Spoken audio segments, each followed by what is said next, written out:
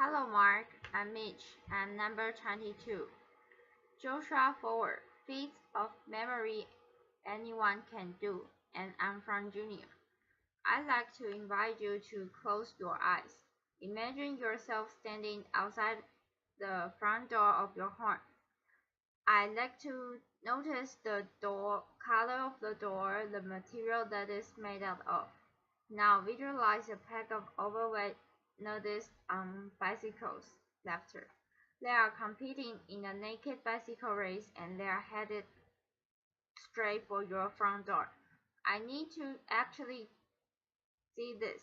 They are pedaling really hard, they are sweating, they are bouncing around a lot. They are crashed straight into the front door of your home. Bicycles flying everywhere, wheels roll past you. Spokes up, end up in the awkward places, step over the threshold of your door into your forward. Your hallway, whatever's on the other side, and appreciate the quality of the light. The light is shining down on Cookie Monster. Cookie Monster is waving at you from his perch on the top of a tin horse. It's a talking horse. You can practically feel his blue fur tickling your nose. You can smell the oatmeal raisin cookies that he's about to shovel into his mouth. Walk past him. Walk past him into your living room. In your living room, in full imaginative word band, picture Britney Spears. She's scantily clad. She's dancing on your coffee table and she's singing "Hit Me Baby" one more time.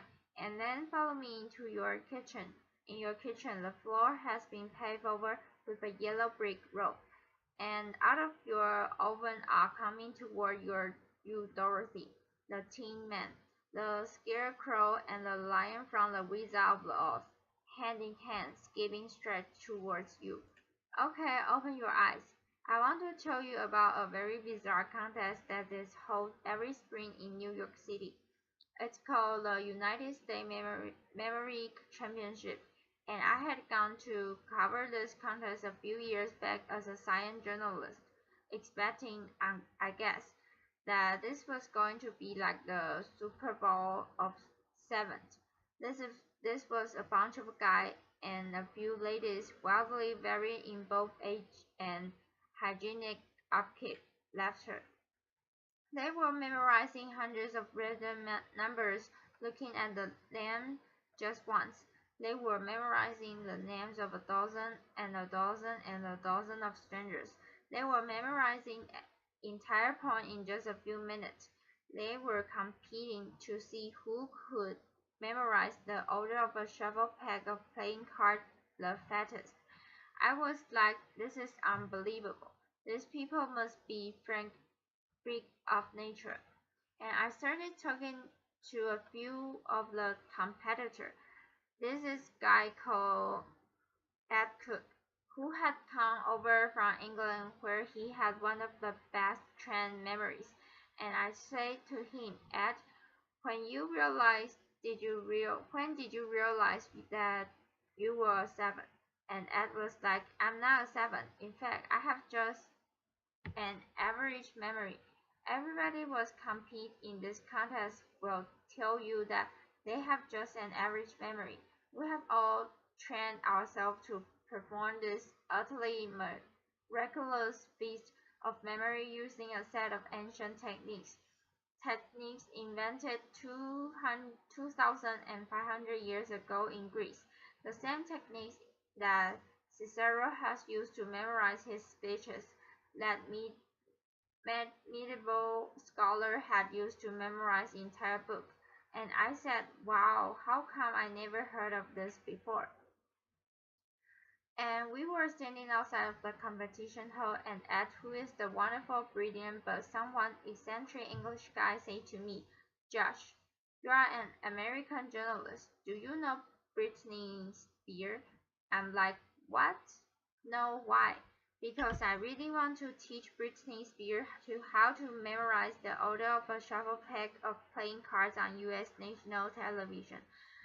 It will prove to the world that anybody can do this. Laughter. I was like, well, I'm not Britney Spears, but maybe you could teach me. I mean, you have got to start somewhere, right? And that was the beginning of a very strange journey for me. I ended up spending the better part of the next year not only training my memory, but also investigating it, trying to understand how it works, why it sometimes doesn't work, and what its potential might be. And I met a host of really interesting people. This is a guy called EP. He's an agnostic who had very possibly the worst memory in the world. His memory was so bad that he didn't even remember he had a memory problem, which is amazing. And he was this incredibly tragic figure, but he was widowed into this extent to which our memories make us who we are. At the other end of the spectrum, I met this guy. This is King Pete. He was a basis for Dustin Hoffman's character in the movie Rain Man. We spent an afternoon together in the Salt Lake City Public Library memorizing phone books, which was stimulated laughter. And I went back and I read a whole host of memory treatises written 2000 plus years ago in Latin and inadequate and then later in Middle Ages. And I learned a whole bunch of really interesting stuff. One of the really interesting things that I learned is that once upon a time, this idea was of having a trained, disciplined, cultivated memory was not nearly so alien as it would seem to us to be today. Once upon a time, people invested in their memories, in laboriously furnishing their minds. Over the last few millennia, we have invented a series of technologies from the alphabet to the score to the codex, the printing press, photography, the computer, the smartphone that have made it progressively easier and easier for us to externalize our memories, for us to essentially outsource this fundamental human capacity. These technologies have made our modern world possible, but they have also changed us. They have changed us culturally, and I would argue that they have changed us cognitively. Having little need to remember anymore, it sometimes seems like we have forgotten how.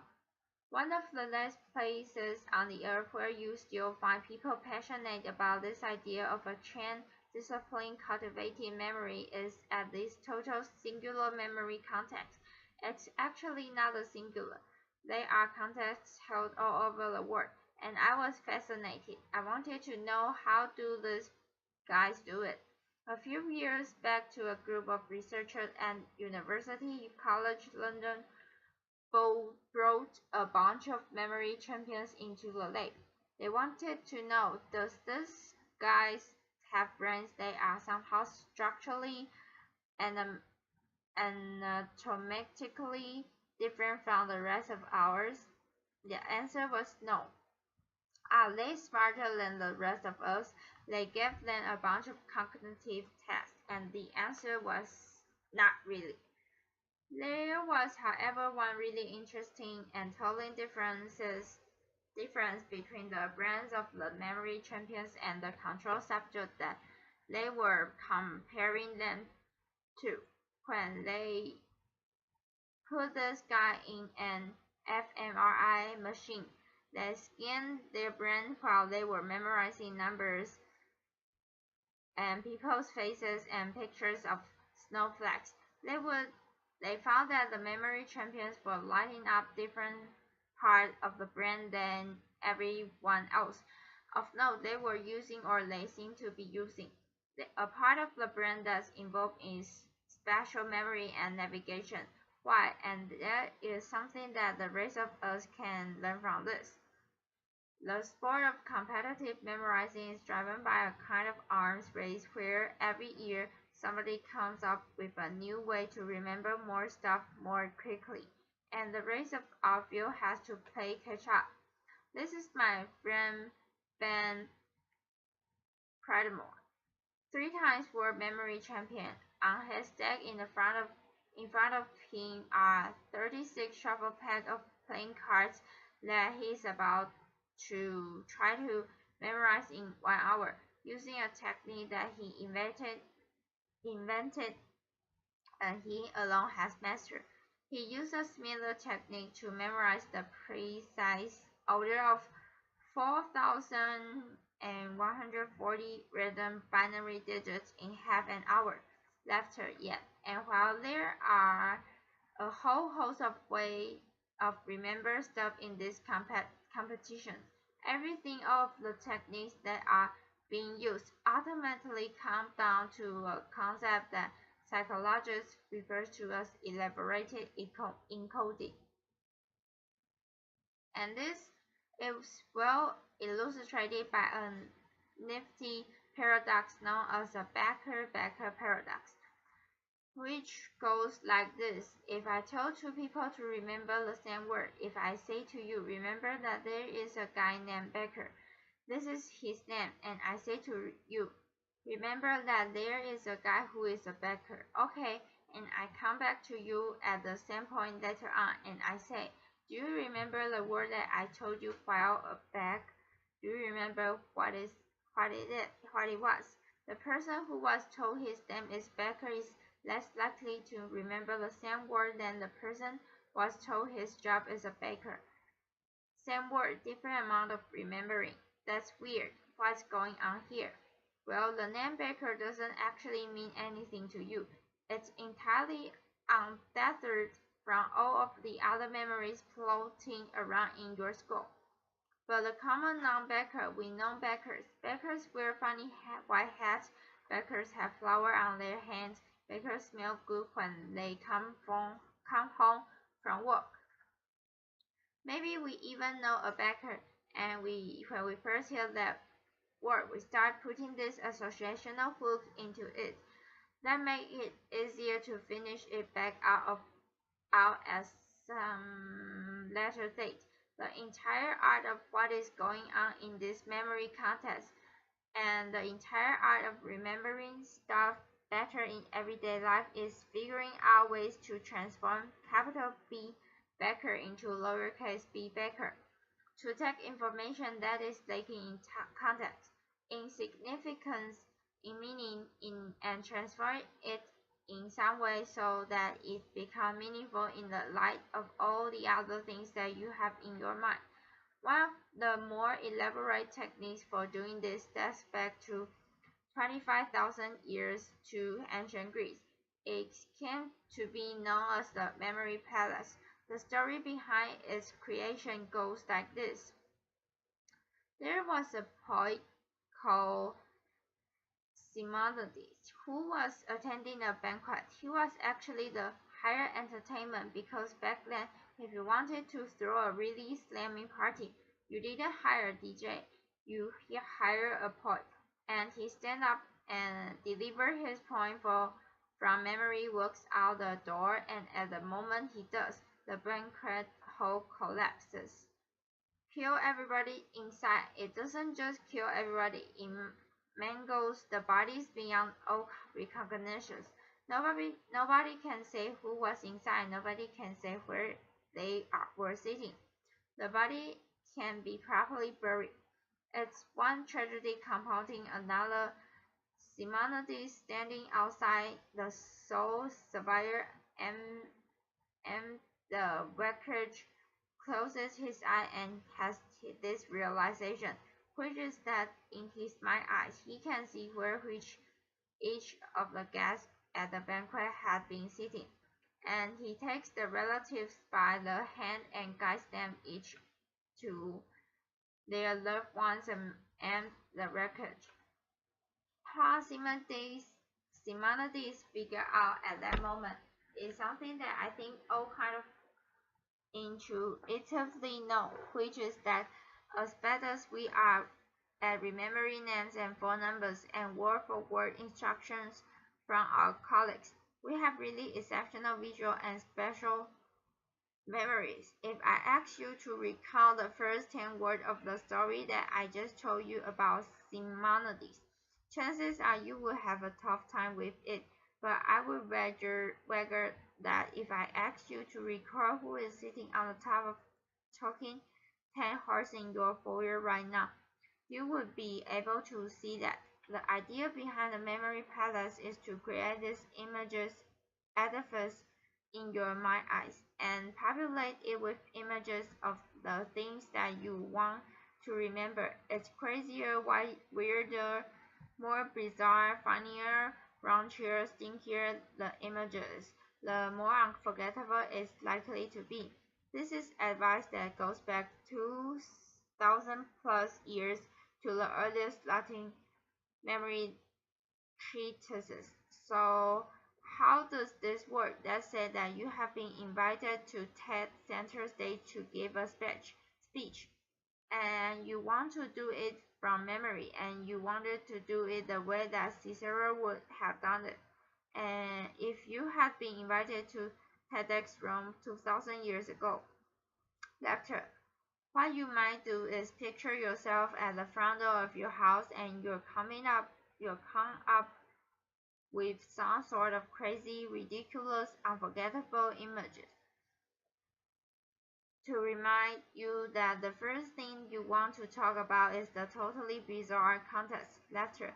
And then you go inside your house and you will see an image of Cookie Monster on the top of Ed, Mr. Ed, and that would remind you that you would want to then introduce your friend Ed Cook.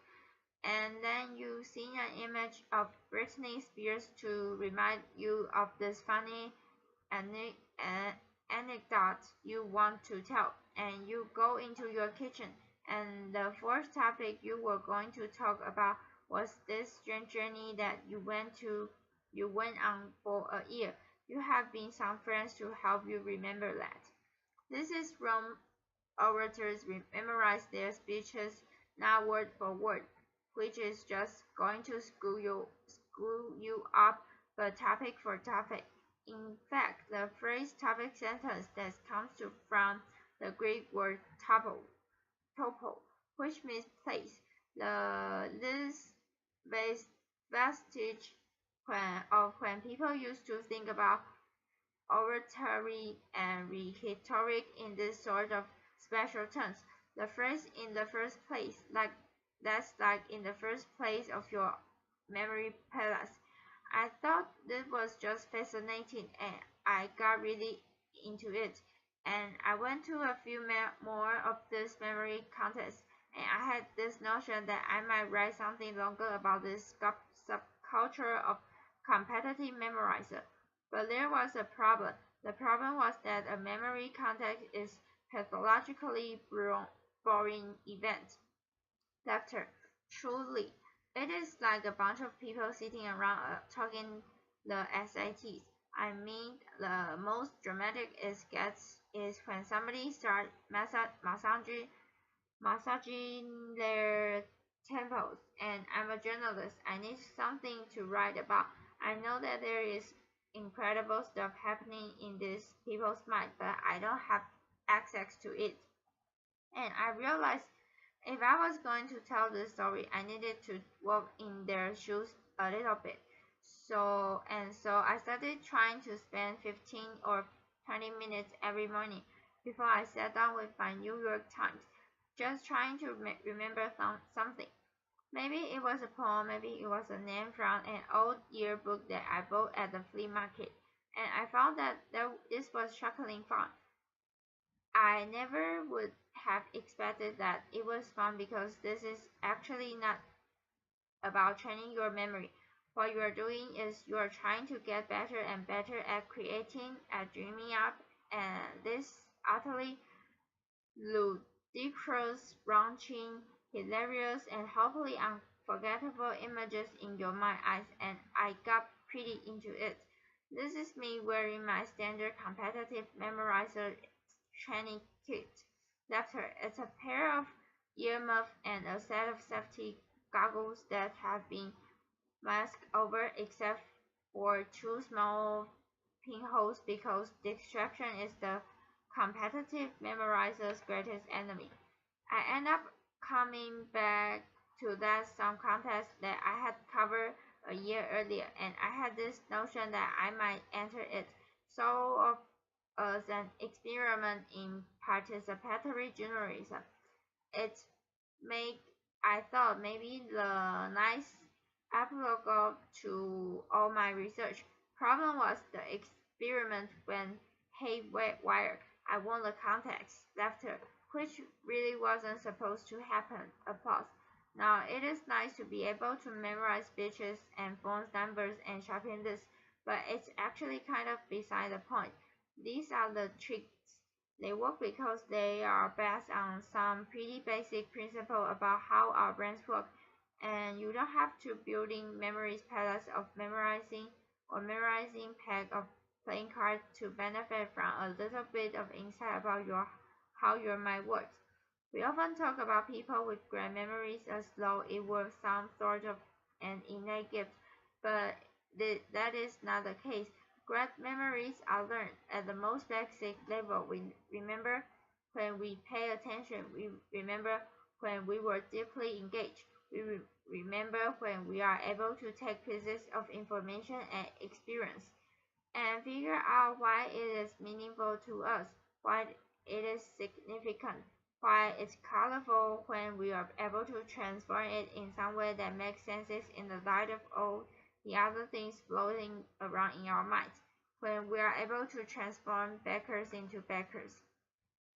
The memory palace, these memory techniques, they are just shortcuts. In fact, they are not even really shortcuts. They work because they make you work.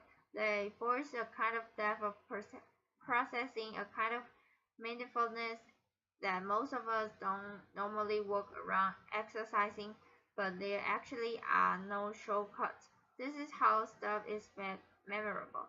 And I think if there is one thing that I want to leave you with, it's Hua EP, the anesthetic who couldn't even remember he had a memory problem left me with, which is the notion that our lives are the sum of our memories. How much are we willing to lose from our already short lives by losing ourselves in our Blackberries, in our iPhone, by not paying attention to the human being across from us who is talking with us, by being so lazy that we are not willing to process deeply. I learned firsthand that there are incredible memory capacity latent in all of us, but if you want to live a memorable life, you have to be kind of a person who remembers to remember. Thank you. Applause. This is the end of my recording. Thank you, Mark. Bye bye.